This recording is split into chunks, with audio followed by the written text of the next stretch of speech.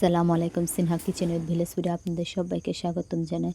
আজকে 2 কাপ ময়দা দিয়ে খুব সহজে দেখুন বিস্কুট তৈরি করে নিয়েছি। বিস্কুটগুলো দেখে আশা করি বুঝতেই পারছেন কতটা পারফেক্ট হয়েছে এবং বিস্কুটগুলো খুব মুচমুচে হয়েছে। বিস্কুটটা বানানোর জন্য প্রথমেই 1 কাপের মতো চিনি নিয়ে নিয়েছি এবং চিনিটাকে শিলনোড়ার সাহায্যে খুব ভালোভাবে পাউডার করে নিতে হবে। লাগবে বেকিং পাউডার। এবার একটা বাটি নিয়ে নিয়েছি এবং বাটিতে 1 কাপের মতো তেল দিয়েছি, 1 কাপ চিনি দিয়ে দিয়েছি। চিনির পরিমাণটা চাইলে আপনারা কম বেশি করে নিতে পারেন।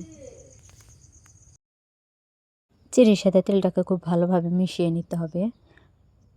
খুব ভালোভাবে মেশানো হয়ে গেছে। এই পর্যায়ে 2 কাপের মতো ময়দা দিয়ে দেব। এবার হাফ চামচের মতো বেকিং পাউডার দিয়ে দিলাম। সামান্য একটু লবণ দিয়ে দেব। সম্পূর্ণ উপকরণগুলোকে খুব ভালোভাবে হাত দিয়ে মিশিয়ে নিতে হবে। তো হাত দিয়ে খুব ভালোভাবে মাখিয়ে নেব। একটা সফট ডো তৈরি হবে। ডোটা দেখে আশা করি বুঝতে পারছেন, দেখুন কতটা সফট হয়েছে।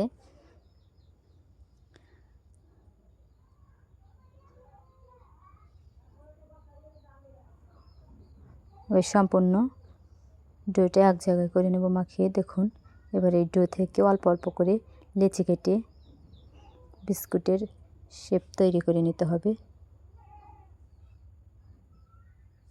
এক মাপে লেচিগুলো কেটে নিতে হবে। সবগুলো লেচি কেটে নিয়েছি। এবার বিস্কুটের শেপ করে আপনাদের দেখিয়ে দিচ্ছি। তার আগে একটা বাটিতে সামান্য একটু তেল দিয়ে পুরো তেলটাকে বাটির চারপাশে ভালোভাবে লাগিয়ে নেব।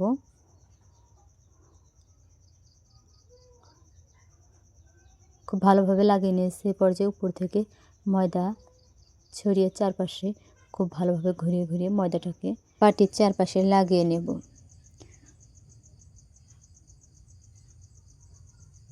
লাগানো হয়ে গেছে। এবার বাটিটাকে সাইডে সরিয়ে রাখবো এবং লেচিগুলো থেকে একটা লেচি নিয়ে সুন্দর করে বিস্কুটের শেপ দিয়ে নেব। বিস্কুটের শেপ লম্বা বা গোল করেও আপনারা দিতে পারেন। আমি লম্বা করে শেপ দিয়ে নিয়েছি। এবার একটা ছুরির সাহায্যে খুব ভালো করে ডিজাইন করে নিচ্ছি। আবার বাটিতে রেখে দিলাম। আবার একটা বিস্কুট বানিয়ে নিচ্ছি। তো খুব সুন্দর করে বিস্কুটের শেপ দিয়ে নেব।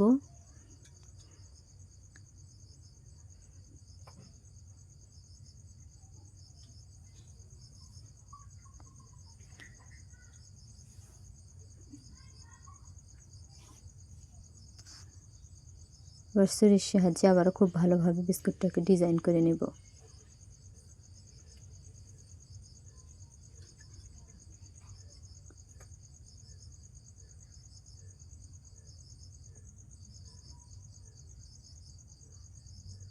বাটির ভেতর রেখে দিলাম। এভাবে সবগুলো বিস্কুটকে বানিয়ে ডিজাইন করে বাটিতে সাজিয়ে রাখবো। সবগুলো লেচিতে ছুরির সাহায্যে একইভাবে ডিজাইন তৈরি করে নিতে হবে।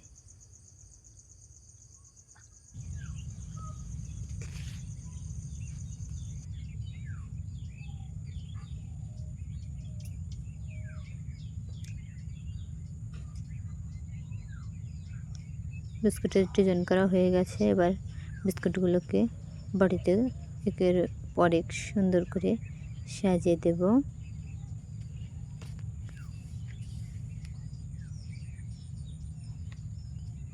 সবগুলো বিস্কুট সুন্দর করে সাজানো হয়ে গেছে। এবার চুলায় একটা প্যান বসিয়ে দেব। প্যানে অল্প কিছু বালু নিয়ে নিতে হবে। বালুগুলো চারপাশে খুব ভালোভাবে ছড়িয়ে দিতে হবে